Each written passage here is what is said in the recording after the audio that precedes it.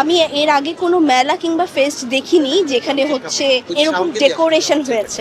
আজকে আমি এসেছি প্যারাগন ক্যাটারি গ্লোবাল রামাদান ফেস্টে। এখানে এসে আমার জাস্ট মনে হচ্ছে আমি মনে হয় মিডল ইস্টের কোনো একটা মেলাতে এসেছি। আমি এর আগে কোনো মেলা কিংবা ফেস্ট দেখিনি যেখানে হচ্ছে এরকম ডেকোরেশন হয়েছে। তার পাশাপাশি এখানে খোলা মাঠ আছে একদম পুরো, এবং খোলা মাঠের পাশে স্টলে ফুড সার্ভ হচ্ছে ইনক্লুডিং ইফতার এবং সেহরি। সো আমার মনে হয় যে শপিং এর পাশাপাশি আমরা আসলে যারা প্লেস খুঁজি যে হুট করে আমরা কিভাবে ইফতার করব কিংবা শপিং করতে করতে সেহরির টাইম হয়ে গেছে, তখন আমাদের এটা খুবই ইজিয়েস্ট প্লেস।